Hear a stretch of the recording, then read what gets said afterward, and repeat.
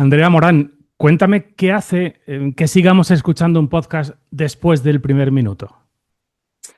Uy, pues puede haber muchos ganchos. Por ejemplo, la propia voz, que es algo que no se suele tener en cuenta, pero me parece que de repente puedes conectar, puedes empatizar y puede ser muy placentera. Y luego, cuando necesitas saber algo, ¿a dónde vamos? ¿Qué ha ocurrido? ¿Cuál es la respuesta a esta pregunta? Creo que ahí ya tienes gran parte del camino hecho, al menos hasta los siguientes 2 o 3 minutos.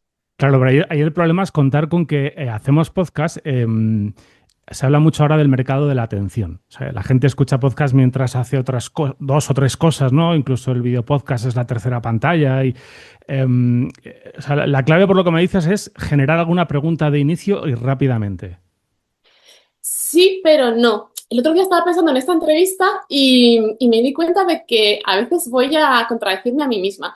Creo que hay una opción y es que te diga el ABC de cómo se hacen los podcasts narrativos. Pero estamos en 2025 y pensaba, es que ya podemos romper algunas normas. Hmm. Porque precisamente llevamos unos años a nuestras espaldas. Y el otro día lo comentaba con Isabel Cadenas Cañón, ¿no? De cómo ella también creo que ha arriesgado un poco más a la hora de hacer introducciones más largas, más pausadas, de recrearse un poco más en esos ambientes porque no necesitamos lanzar ganchos todo el rato. Podemos ya contar con que el oyente va a ser más paciente y que de verdad quiere escucharnos. Entonces, puede que queramos jugar esa carta, la de la velocidad, y realmente plantear esa pregunta que necesiten responder y se queden con nosotros, o puede que también confiemos en que lo que tenemos que contar va a ser lo suficientemente importante para tener su atención 20, 30, 40 minutos. Mm. Bueno, Andrea Morán, muchas gracias por estar hoy en el podcast invitada número 23. Ella es directora creativa, productora de podcast. Ha dirigido 4 podcasts narrativos, entre ellos algunos de los que ya hemos hablado en este programa y de los que hablo yo en la newsletter en Soy, en Substack con mucha frecuencia, que son Los Expulsados del Paraíso, que además estuvo nominado a los premios Ondas. Hablamos también de este podcast con... se me ha olvidado el nombre, Con muchacho. Juan López Córcoles. Córcoles. Con Juan López Sí. Córcoles en el podcast. También es la directora de Ferrandiz, ahí esa incursión en el True Crime. Y ha participado en producción de un montón de podcasts, más de 15, si yo no he leído mal por ahí. Entre ellos Fuera de Radar, que es uno que me encanta, que es el gran escaparate de podcast narrativo del Grupo Vocento, o Las dos muertes de Javier Ardines, también nominado al premio Gabo.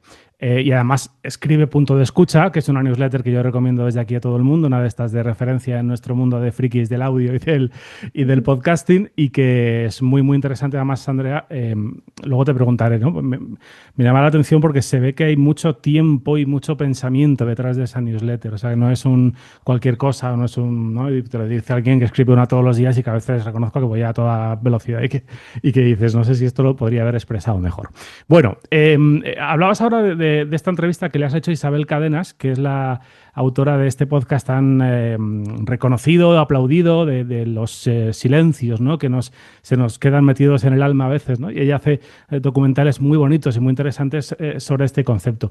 Y hablabas, y es verdad que la última serie que acaba de estrenar, el 7º episodio, creo que es el último, la intro a mí te reconozco que me costó, ¿eh? O sea, me costó entrar y los primeros minutos decía, pero venga, pero venga, pero venga. Entonces, desde luego es arriesgado, ¿eh? Yo no sé. Luego es maravilloso, ¿eh? Y es de estos que merece la pena escucharlo con auriculares y tranquilo, pero es un riesgo perder a la gente porque dices, no, no me quedo. Claro. Pero fíjate que te ocurrió en el 7º episodio, ¿no? Y creo que ahí no vas a dejar de escuchar porque No, no, precisamente ya te perdona, gusta me ese pasó en el nivel. primero, me pasó en el primero. Ah, vale, vale, vale, Luego vale. ya entré y ya no podía parar, pero los primeros 3 4 minutos del primero era como... además, Claro. ese tono que tenía y además muy tranquilo, muy... ¿sabes? Sí, se toma su tiempo. Yo creo que es una duda que todos los creadores tenemos cuando nos ponemos ahí en la hoja, ¿no? En la página en blanco y es decir, conozco muy bien la historia, llevo muchas horas compartidas con estas personas, me he escuchado mucho las entrevistas, pero ¿cuánto necesita saber el oyente para empezar, ¿no? A entrar en Claro. este relato? Y creo que ya se encontró con mucha información que tenía que ir dosificando, muchos datos de contexto. Mm. Entonces es un equilibrio que cuesta mucho medir. En Los Expulsados del Paraíso, por ejemplo, es algo que también tuvimos en cuenta. Todos sabemos un poco de qué van los testigos de Jehová, ¿no? Y esta idea de que van de puerta a puerta, pero en realidad hay muchas reglas en ese otro mundo, ¿no? Y las tienes que exponer y poner todas las cartas sobre la mesa y eso requiere tiempo. La clave es también en conseguir contar eso de manera entretenida, que tenga un ritmo, apoyarte bien en el sonido y que para un oyente no sea como, uff, ahora tengo que subir esta montaña para tener una recompensa, sino que el contexto también aporte y también lo recibas como un premio, sí. Mm. En el caso de un podcast narrativo, ¿cómo trabajas tú con los personajes? ¿No? Porque en un podcast, digamos, narrativo con un fondo periodístico, los personajes no te los inventas, o sea, forman parte de una historia que estás contando, pero sí puedes exagerar un poco algún rasgo, generar un cierto rol alrededor de ese personaje, darle más peso a uno o a otro. ¿Cómo haces este trabajo con los personajes? Pues yo creo que lo importante a la hora de diseñar un personaje es entender cuál es su conflicto y su motivación y sobre todo cuál es el principal, con cuál te quieres quedar, ¿no? Me parece que un regalo es encontrarte un personaje que lo hemos oído, ¿no? Cuando pensamos en películas, que sea tridimensional, que tenga Mm. aristas, que tenga matices, todo eso lo puedes ir encontrando y yo creo que lo puedes ir construyendo, pero tienes que empezar por una primera piedra y además una grande, ¿no? ¿Cuál es ese conflicto?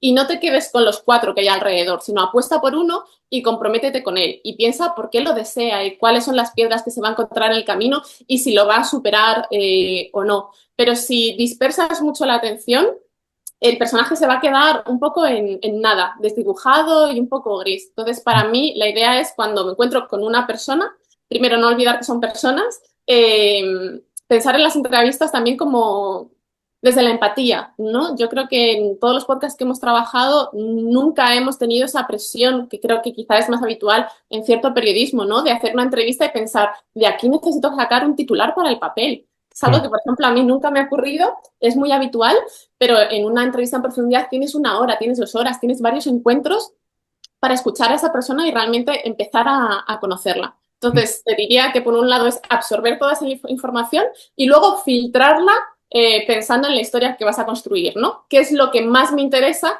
para construir esa historia y no rendirme a ese deseo de meter toda la información, toda su biografía y todos sus anhelos? O sea, ir secuenciando, ¿no? Dosificando la información. En el caso de Ferrandiz y de los expulsados del paraíso, claro, entrevistabais a víctimas, ¿no? El concepto de víctima, que además en el caso de los testigos de Jehová era muy interesante, ¿no? El trabajo que hacíais en torno a este concepto y a la propia asunción como víctima de las personas que habían pasado por ese infierno. Cuando uno entrevista a víctimas, es complicado, ¿no? Digo, yo en mi trabajo periodístico hace años trabajé mucho tiempo con víctimas, en este caso de la banda terrorista ETA, y siempre en ese tipo de entrevistas tienes un poco el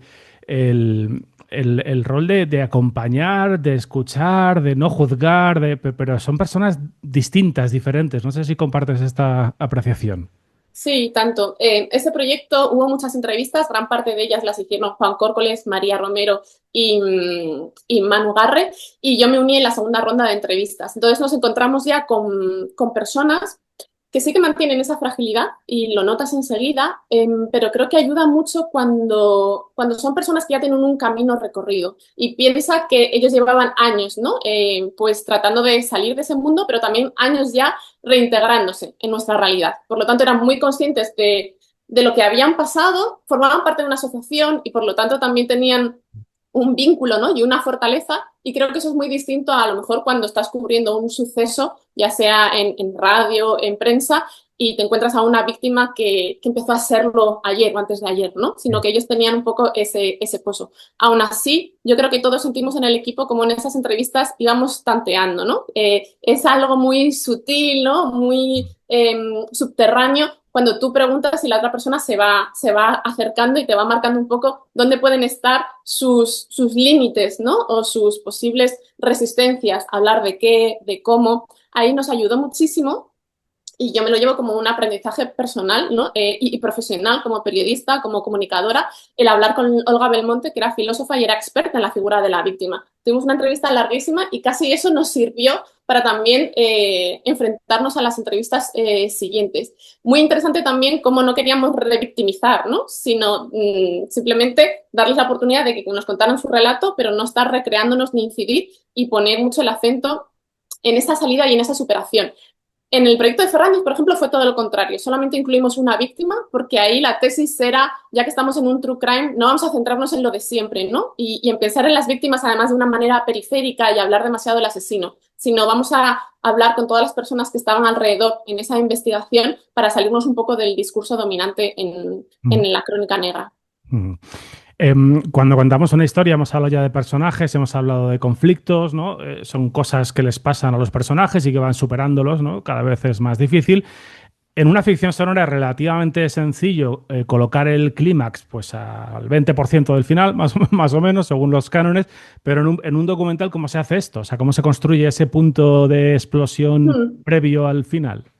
Pues mira, ahora mismo estoy en una historia que va a salir, yo creo, dentro de unos meses y es muy curioso porque Clímax hace 3 meses era uno, luego pasó a ser otro y en la conversación que tuve hace 48 horas ya no sé qué historia tenemos. O sea, creo que la historia que teníamos quizás sea el primero y segundo acto como mucho. Bueno, una locura. Entonces te das cuenta de que son procesos largos y las historias cambian mucho por piezas de información, piezas que van pasando o lo que te decía en nuevas entrevistas.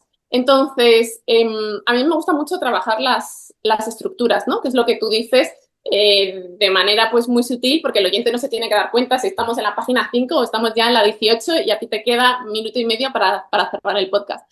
Pero me gusta mucho esa sensación cuando estás escribiendo algo y encuentras ese corte que dices, ya lo he aterrizado todo, ¿no? Es una suavidad que la propia historia te pide un cierre. Cuando, por ejemplo, estamos escuchando los premontajes, quizá la gente no lo sabe, pero hay mucha escritura, reescritura en el montaje. Se caen cortes, vuelves a grabar algunas voces, recortas grandes partes del guión y cuando estás escuchando una mezcla y dices, esto tenía que haber terminado hace ya 1 minuto y medio porque se me está haciendo largo. Entonces yo creo que es como tener unas antenas, es el oído muy afinado para que luego cuando estés escribiendo ya hayas tenido esa experiencia acumulada para saber dónde la historia te está pidiendo un clímax. Y sí que hay construcción, pero cada vez veo más que en el periodismo la ha habido siempre. Creo que es como una evidencia que tú y yo a lo mejor, no una botada que decimos, pero que cuando tú vas a cubrir un tema, muchas veces lo que haces es una historia, ¿no? Recurrir a herramientas de ficción para darle un ritmo, unas bajadas y unas subidas. Siempre pongo de ejemplo el podcast maravilloso de Eva Lamarca El misterio de la moraleja. Misterio de la moraleja, que es para mí paradigmático de esto que estás contando, ¿no? De construir Claro. de construir una historia, de dibujar un Sí. arco narrativo, ¿no? Ahí fíjate que el otro día me mandé un par de mails con Camilo, que es el creador de ¿Dónde está Gerardo?, que es un podcast reciente de Argentina, ¿no? Donde cuenta la historia de una pequeña tienda de cómics que de un día para otro desapareció y se pregunta, bueno, este señor que tenemos casi, ¿no? Nos ha dado una educación sentimental, además de este tipo de literatura, ¿dónde está? Que dejó este vacío en nuestra vida. Claro. Y me recordó mucho el Misterio de la Moraleja, porque son de esos podcasts que en el primer minuto tienes una pregunta y te quedas para escuchar la respuesta.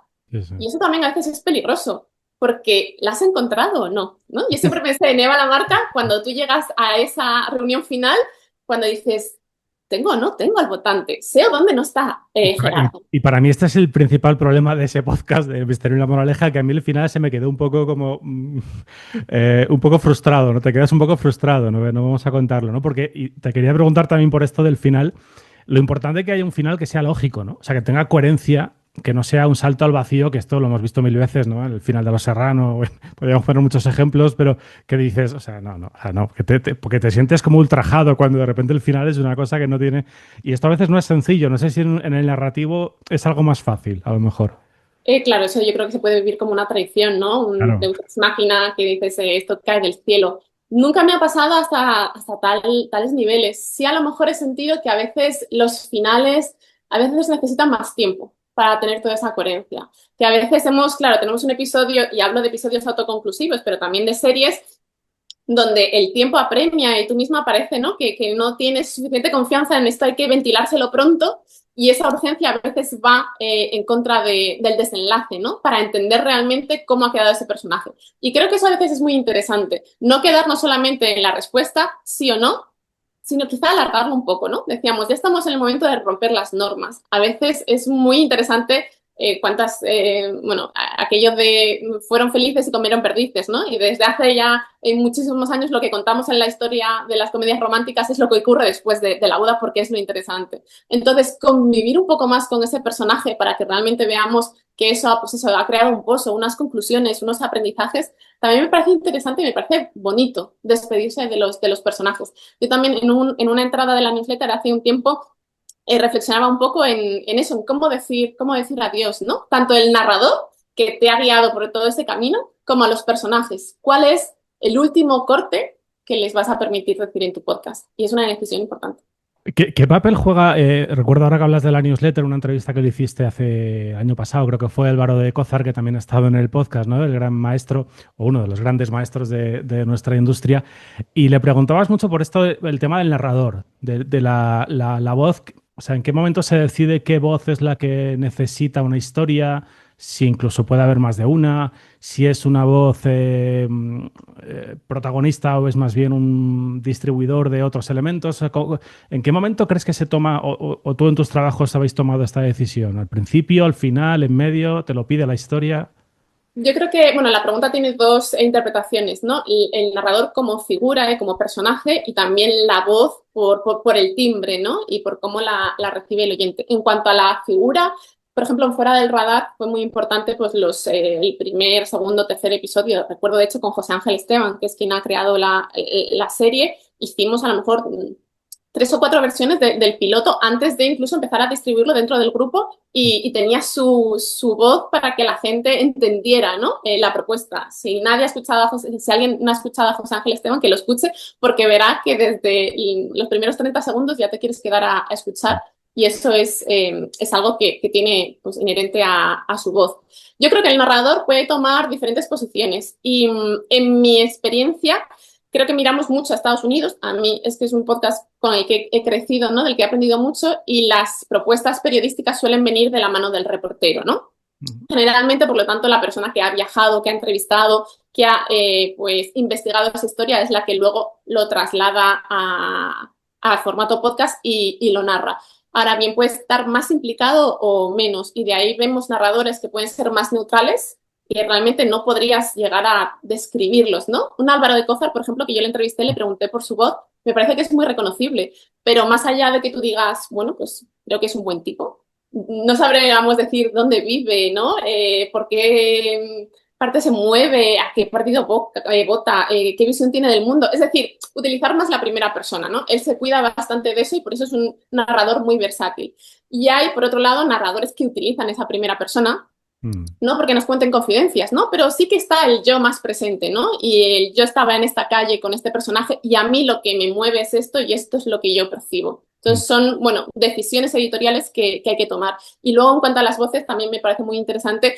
Hay muchas diferencias, por ejemplo, en los formatos, las propuestas branded, ¿no? Donde hay también una marca detrás, ¿no? Hay una visión corporativa y quizás se necesita una voz más robusta versus, por ejemplo, lo que veíamos, por ejemplo, con Isabel Cadenas, ¿no? Que tiene una dulzura en la voz que ya te lleva a la intimidad, a cierto recogimiento entre narradora y oyente. ¿Y cómo crees que influye el estado de ánimo de quien escucha? O sea, ¿cuánto aporta el oyente a la historia? Porque una misma historia depende del momento vital en el que te pille, te llega de una manera o te llega de otra, o te llega más o te llega menos. ¿Cuánto crees que influye esto? ¿Y cuánto crees que debemos tenerlo en cuenta como creadores? Yo creo que influye mucho.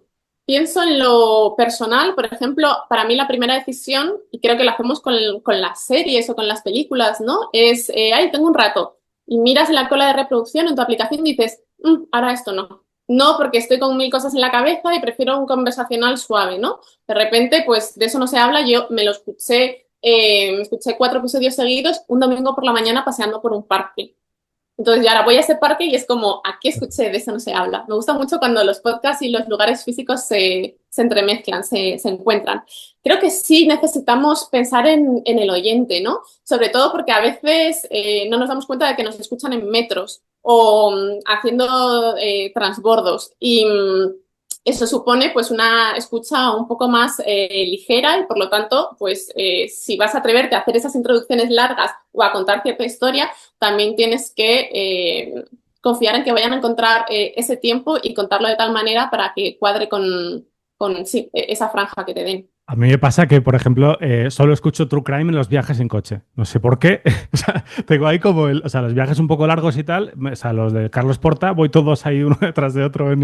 Pues ahora que dices Carles Porta, yo otro momento que tengo clavado es volver del trabajo.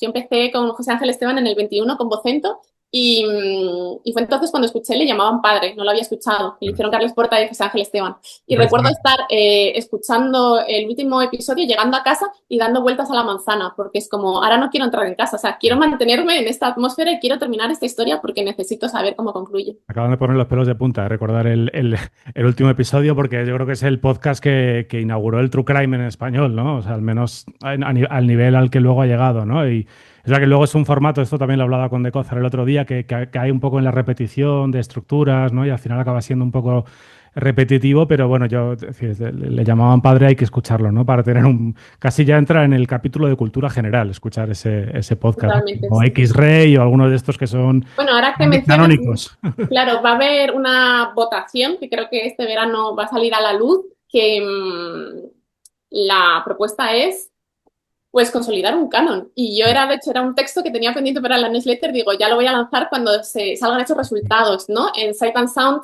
todos conocemos la lista de las mejores películas de la historia del cine, a ver si es Ciudadano Kane y luego pasa Ackerman, etcétera. Bueno, pues no teníamos un canon de los podcasts, que es un arma de doble filo, pero yo creo que en este momento es interesante y es importante, ¿no? Para difundir, para que eso quede tallado en piedra y luego vayamos sumando otros títulos, ¿no? Y vayamos deconstruyendo ese canon, pero que se le dé una legitimidad de aquí ya hay una historia y hay unos grandes títulos y hubiera unos referentes, ¿no? Y unos pioneros.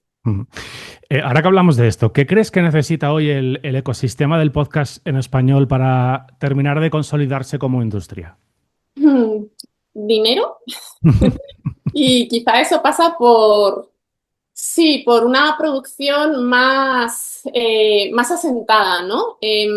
Creo que los medios de comunicación han hecho una gran apuesta, que los grandes periódicos, medios, tienen plantillas de audio, o sea, periodistas especializados en lo sonoro y eso es un gran avance, pero pienso también en cuántas productoras independientes se pueden mantener, ¿no? Y que puedan lanzar podcasts recurrentes, darle seguimiento a sus temporadas, a sus títulos. Entonces, yo creo que es encontrar alianzas y pensar en grande. Por ejemplo, yo, True Story, Summer Story, con Álvaro Compila, admiro eso, que saben pensar en grande, ¿no? Porque es un formato que puede conseguir muchas cosas en lo minúsculo y en lo identitario y en esa conexión, pero también en la creación de identidades, de historias, de consolidación de marcas. Entonces, creo que lo que se necesita es financiación y también para que las productoras, guionistas independientes, autónomos que estamos alrededor, también podamos desarrollar nuestro trabajo y seguir especializándonos. Creo que también en la industria en español, en Latinoamérica, por ejemplo, equipos como Radio Ambulante, que están muy profesionalizados, ya lo tienen, pero en España creo que falta el reconocer cierta especialización, ¿no? Porque a veces es como, me contratan como productora y es como, soy productora, pero tú en realidad estás pidiendo muchas cosas, ¿no? O, por ejemplo, quieres un editor, quieres una guionista, quieres una reportera, quieres una productora, quieres una persona de redes sociales y distribución. Son muchos puestos, la trampa es unirlos y pagar por lo mismo, y en cambio en la especialidad está también la excelencia, está la calidad y por lo tanto estará la respuesta del público.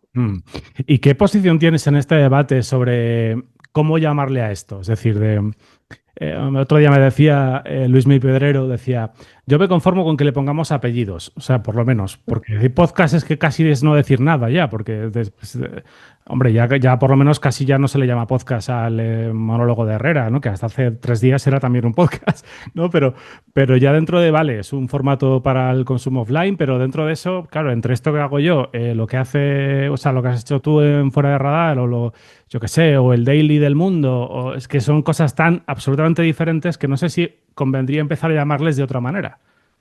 Claro, sí, a mí que existieran los apellidos, creo que existen, al menos internamente en la industria, ¿no? Pero que trascendieran creo que sería interesante. Pues ahí yo me debato. Hay una parte de mí que es muy realista y que piensa que hay cosas que están ya asentadas entre el público general. Que si tú y yo salimos a la calle y preguntamos por un podcast, pues nos señalarán una cosa u otra, pero que no sabrán decirnos, no ficción de entrevistas, de investigación, pues quizá no tanto. Pero eso también parte o sea, tiene que ver con la diferenciación y con la especialización que yo te comentaba. Mira, yo vengo del cine, en realidad. Y yo tengo, por aquí están algunos de los libros, una tesis sobre el cine digital a medio escribir. ¿Sabes que hasta 1912, 1910, cuando el cine se inventó, entre comillas, porque no se inventa de un día para otro, en 1895 pasaron 15, 20 años antes de que en Estados Unidos fijaran un nombre? Tú ibas a un estado y a lo mejor era Movie, y otro estado era Movie Pictures, y en otro estado era Imágenes en Movimiento. Muchas veces creo que somos muy impacientes y creemos que solamente nos ha pasado a nosotros, ¿no? Todo este embrollo que es muy comprensible que tenemos en el podcast. Pero si miramos a otros medios, veremos que todo requiere su tiempo y aunque no todo esté en nuestras manos, porque hay factores económicos, tecnológicos, sociales, poco a poco se irá asentando. Entonces nos podremos quedar en una parcela si la queremos defender, resistir ahí, especializarnos, pero hay cosas que también pues toman su tiempo y veremos si somos capaces y si surge el que el podcast tenga apellidos. Me quedan dos preguntas. Una relacionada con tu trabajo como profe de universidad, algo que también compartimos. Entonces, me gustaría preguntarte, por lo que te leo, veo que te gusta mucho, ¿no? Ese contacto con los chavales y con los alumnos. ¿Qué es lo que crees que a ellos más les cuesta entender del mundo podcasting? O sea, cuando se ponen a hacer una historia, o sea, voy a responderme yo primero y ahora te dejo a ti, Sí. ¿no? Pero yo, por ejemplo, veo que tienen mucha prisa por contar las historias. O sea, que quiero contar esto, va, pues, calma, para, prudencia, o sea, templa, ¿no? O sea, me parece que es una de las cosas que probablemente tiene que ver con esta cuestión generacional de que todo es ya inmediato, ¿no? Y yo veo que esta es una de las características. ¿Qué crees que es lo que más les cuesta a ellos? Pues yo te diría que lo que les cuesta precisamente es darse cuenta de que el podcast tiene apellidos. Hace unas semanas pasé por la ECAM, por la Escuela de Cine de aquí, cerca de Madrid, a las afueras, y también doy clase en la UOC de Información y Expresión Sonora. Y lo que hemos intentado en el curso y en esa sesión fue abrirles el mundo de los narrativos y decir, venís a una clase de podcast, no es el podcast que vosotros estabais pensando. Esa es la primera noticia. No creo que muchos No se todo, sintieran decepcionados. no todo es Jordi Wild, ¿no? Podría ser un poco el Exactamente. resumen de... En esta primera sesión, esa primera noticia, a lo mejor algunos se sintieron decepcionados, pero luego han descubierto pues el contar historias y que eso implica muchas cosas y muchas decisiones y que también está a su alcance, ¿no? Algo tan conversacional como puede ser hablar de la última película, se le puede dar la vuelta y lo puedes llevar a un espíritu narrativo y lo mismo con la información, empezando de los dailies hasta luego las coberturas periodísticas. Entonces, para mí, ese ha sido el gran salto que hemos tenido que dar y que han confiado en mí en decir, vale, esto tiene sentido y el podcast narrativo conviene explicarlo en la universidad, ¿no? Y no quedarnos en el podcast, el boom de la producción y que pueden petarlo en YouTube. No, esto es otra cosa. Y la última, ¿qué historia tienes ahí en el corazón guardada que todavía no has contado? Hmm. Pues yo tengo un proyecto muy bonito en torno al tiempo, que no diré mucho por si acaso lo saco adelante, pero en los últimos 6 meses, no sé por qué, me puse como esas gafas de ver los segundos pasar, no sé si será una crisis de mediana edad o qué, pero veo que ahora mismo, empezamos hablando por la economía de la atención, todo pasa por cómo sentimos el tiempo. Sí, en qué nos fijamos, qué consumimos, qué escuchamos, qué leemos, pero también cómo entendemos la vida, ¿no? Cómo relativizamos y cómo la disfrutamos. Quizás son preguntas muy existenciales, pero las tenía aterrizadas en historias, en personas, en voces y quizá algún día. Pues avísame ese día, ¿eh? Estaré deseando escucharlo, la verdad, como casi todo, como todo lo que he escuchado que has hecho, que es un trabajo de artesana del audio bueno, pues te lo agradezco como oyente porque esto se lo digo a todo el mundo con el que yo he estado mucho tiempo escuchando historia y digo muchas gracias porque me habéis regalado un montón de minutos de entretenimiento, de aprendizaje, de profundizar en algo, de abrirme a nuevas perspectivas, a nuevos puntos de vista, conocer a personas, ¿no? Que esto es un poco al final el objetivo de todo este tinglado, ¿no? Que es contar historias que nos lleguen al corazón, que nos traspasen, ¿no? De alguna manera. Así que, Andrea, ha sido un placer, de verdad. Muchas gracias por estar hoy en el podcast y un abrazo muy fuerte. Muchas gracias, un abrazo.